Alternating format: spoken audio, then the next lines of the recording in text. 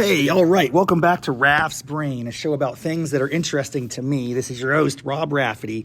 We are here for another episode of Riffin with Raff, where I get to connect with people that I admire and respect and whose company I enjoy. And I'm here with a good friend from Western PA, the one and only Tad DeHaven. How you doing, Tad? Welcome to the show. This is truly an honor as a longtime fan and listener of Raff's Brain. I don't know why I'm staring at the phone. You're right in front We're right of me. here. We're just going to record right this. Here, so I'll stop very staring casual at the conversation. phone. I'll just talk to you, yes. So I am a longtime listener, and I am not a listener of podcasts, as we were discussing before we hopped on here. So I will have to come back and get back to becoming a regular of Raff's Brain. Well, Raff's Brain has changed a lot, Tad. I'm still coming back from that cold, folks, as you can hear in my voice. But we're going to push through. Man, this show has had so many iterations. This is version 4.0 now. The first version was documenting a process that would lead up to the execution of a one-man show that didn't happen because COVID. The second iteration of the show was documenting my journey on a Master of Fine Arts degree program and how I was going to learn lessons and storytelling and all that sort of thing and become a great screenwriter in some way. And that went on for about a year. Then it got shoved aside. Then I had another effort, maybe it was a year and a half ago. I don't know what that was all about. It didn't pan out. But now I'm back big time, dude. It's only been about a month and a half, 2 months. Okay. But I'm already on episode 28, 29. Oh, so I have a lot of catching up to do. Yeah, but dude, okay. My streams of content are as follows. You're on. So Raff's Brain is the umbrella brand, if you will. Just Rob Raffety's mind. And then within that, I have these categories of content I play around with. You're on this show that's called Riffin with Raff. Okay.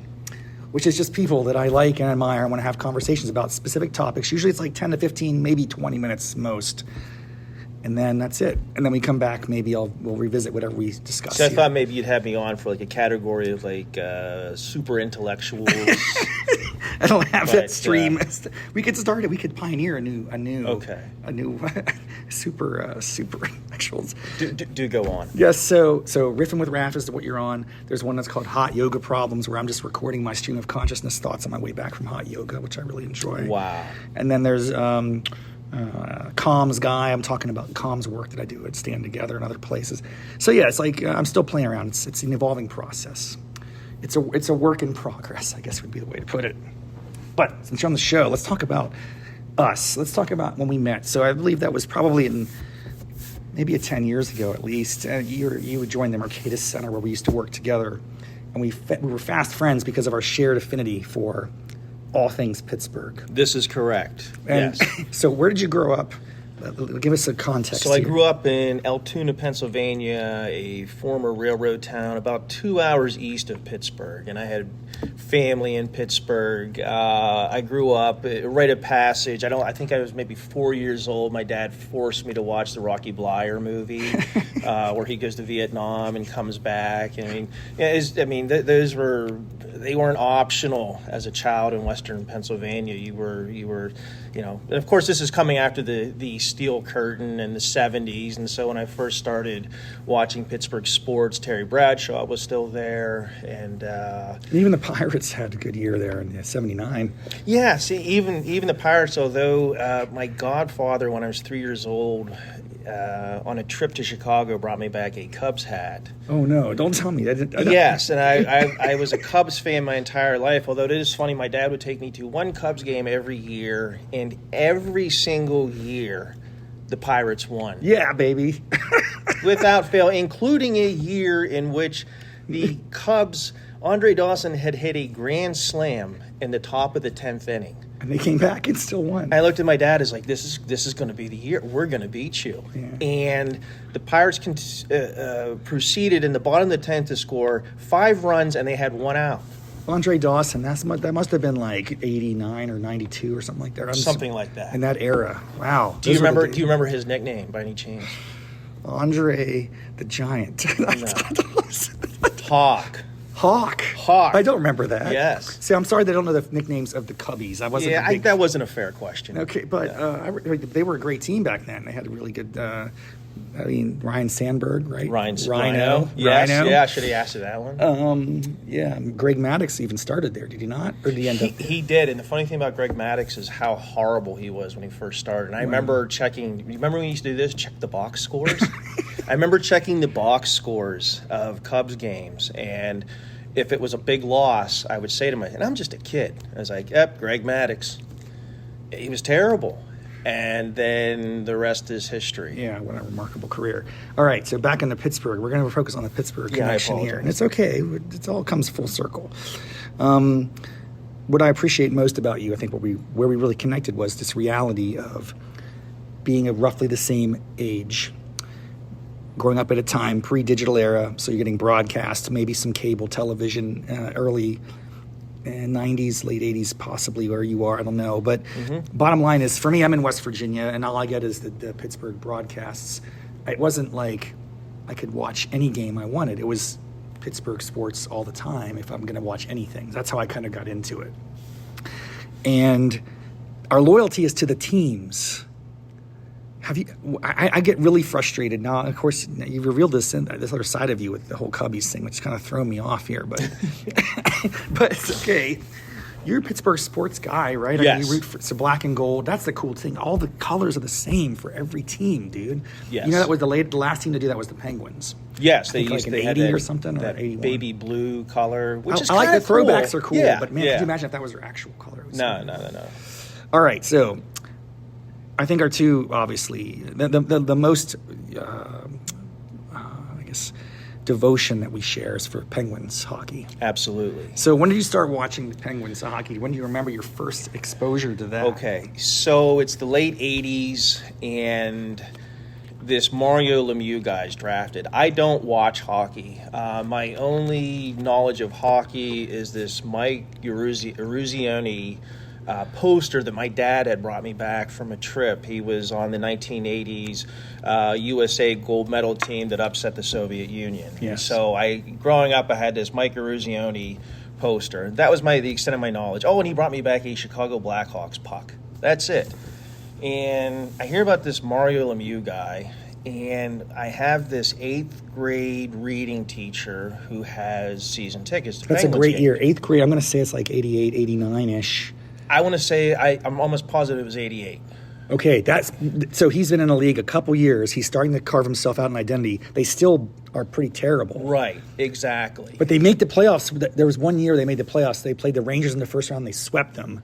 Yes. And I was like, whoa, okay, this seems – that's when I got in. And I think it was 88, 89, something like that. It was about the same time. Yeah. Now, I had never, and to this day, I have never put on ice skates. Have you ice skated? I have ice skated, and I'm not like any good at it, but I was roller skating a lot. I have never ice skated. And I started watching this on my own, just out of pure curiosity. None of my other friends did it, just me. And I remember standing there, what was it, KDKA at the time? Yes, or maybe one game a month, if that. You something. might get a rare. It wasn't off. You didn't get every game, right? I mean, for us, it was like a treat. No, I think. Or did you get more of the games? Yeah. I didn't, because maybe you're just a local guy. I don't know, whatever. I didn't get all the We were broadcasts. closer. Well, I definitely didn't get all. I was listening on the radio. Mike Lang, Paul Staggerwald. Well, you're in West Virginia, so are West Virginia jokes acceptable completely. I mean, that's also a rite of passage in Pennsylvania. for sure. Is we like to make fun of West Virginia, That's right. which I don't think is right. but Now that I'm older, it's a beautiful state. It is a great place. So anyhow, I start watching this game of hockey, and I fall in love. Yeah. And you'll agree with me on this. The average Pittsburgh fan in the city is Steelers first. Yeah. It's football first. It'll that's right. always be football first. Yeah. But little did we know Yeah. that by becoming fans of Pittsburgh Penguins hockey in our youth, we are going to get to see over the course of our lives some of the greatest, I would argue, the greatest player and players of all time, Yeah. Mario Lemieux. Stop with the Gretzky stuff. Any Gretzky fans listening to this, I don't want to hear it. I'm done arguing with that as of a senior in high school.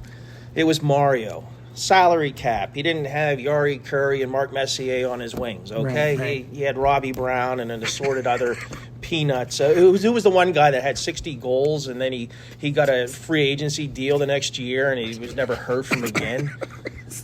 It wasn't John Cullen. It was No, I know. I was thinking John Cullen, too. But John Cullen was legit. Yeah, But it wasn't Robbie Brown. I can't. It doesn't matter now. But the point is we get to see Yager, and then we get this next generation of Crosby and Malkin and 5 Stanley Cups. It's crazy. If you look at the I shouldn't say the era of the salary cap in NHL hockey, we're the Patriots. Yeah. We've gotten to see 5 Stanley Cups, and that's now that I'm older and now that the league's expanded, I realize that when it comes to hockey, when it comes to fandom in general, if your favorite sport is, for me, it's hockey, I hit the lottery with the Penguins.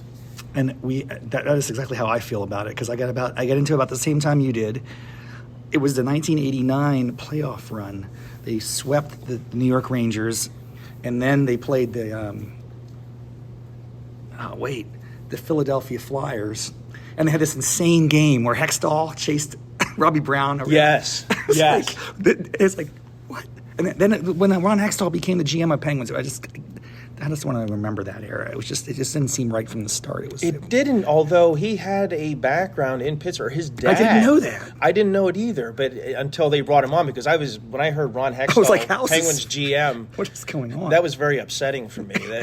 Yes, but I guess his dad either played for the Penguins or was I don't know. There was some Pittsburgh roots for Hextall, although I still argue that he was a plant, considering some of the signings, the abysmal job he did as general manager. I think that's been our problem for the past few years, is the general management has been abysmal. But we can't sit here and complain. We can't complain. It's not right. We are spoiled rich, dude. Like, nobody has any sympathy for me. I have a Buffalo Sabres fan in the neighborhood. Imagine that. And one cup appearance and you lose to the Dallas Stars in overtime. It's a controversial goal. Like, you had Hasek that one year, you could have won it all, and then they got robbed. Buffalo is snake bit. And it's a passionate fan base for hockey. Oh yeah, for sure. Like Toronto. Oh, they have one since the 40s, right, or something, or 7. I don't know when. It's like imagine that we have 5 cups. I know. And so I see that. So last week we play the Sabres, and we're losing to the Sabres, and. Well, that was a game where we actually we come back and score an empty net goal to send it to overtime. And all I could think of was my poor neighbor down the street, who he likes me. I love his dogs, and we banter about hockey. But as he should, he resents the Penguins. And I'm sure he's sitting there thinking unkind thoughts about me. And then the Penguins went it in overtime. Yeah. And I kid you not, before I went out for the next 3 days, I looked out the window to make sure he wasn't around, because I didn't want to see him. I had nothing to say other than I'm sorry, and he's sick of sorry, because he's a suffering fan. It's tough, and we haven't suffered. Well, I guess the equivalent would be the Pirates at this point in our life. And I'm a Pirates fan, not a Cubs fan. I'm a lifelong Pirates fan. And that is a terrible thing. I will say this. Given our knowledge now as we're older, and we can reflect on the good fortune of having championship team. We've watched championship teams in our lifetime. That's not normal. Multiple championship teams in multiple sports is really unusual. So we're lucky. We're blessed. It's a wonderful thing. City of champions. But then my question is, and the Pirates. This is what is terrible. Hey, good for Pitt coming back. I'm a Syracuse guy for grad school, so I kind of was not too happy. Oh, that's about tricky. We'll come back to college football, because I grew up in Penn State territory, but that's a very complicated issue. We'll come back. But on these, I'll plant this last question, and then we'll see where that leads us. Which professional team in Pittsburgh is going to be the next to win a championship? This is a difficult question, I think. There's a lot of ways you can go. Give me your answer and then explain it to me. Well, the Pirates are going to win nothing. You see what I did there, right? I have to tell you, though, I think I might be just like really delusional. I think clearly I am. I've lost many bets to your colleague, Caleb Brown. Yes. I owe him another dinner. It's like the 4th or 5th one at night. Sloppy steaks. Unbelievable. But the bottom line is they have a good rotation. if they could get a couple bats, I do think they'd be they could be a threat in the wild card. I don't know. Anyway, they're a minor league team. It's so bad for the Yankees and other high payroll. I've been clubs. thinking about that when I see Garrett Cole and everyone's pitching for the Yankees. I'm like, man, these were Pirates, dude. And it's a shame because Skeens is just unbelievable. I'm not a big baseball guy anymore. I didn't even watch Game 1 last night, although what a heck of an ending I see, a walk-off grand slam, first time ever. But I did get to see Skeens pitch, and I watched some clips on it. He's incredible. It's nasty. But as soon as I think he's incredible, I immediately think, I wonder who he's going to be playing for in 5 years. Yeah. And look, I grew up at Cubbies. I was a diehard. I've drifted away from baseball because of a lack of parity. I think that's what's great about the NFL and especially hockey is the parity. And baseball, I feel bad for Pirates fans. I don't see the point in following it. I think you can make a case as somewhat of an outsider that you're making a mistake following them. Don't give them money. Yeah. That's the only reason why the guy owns the club to begin with. Yeah, it's a revenue generating. So I would love. There was talk about Mario and Burkle purchasing the Pirates. Oh my God! I wonder how much of that was wishful. Let's throw it out there and see if maybe it'll.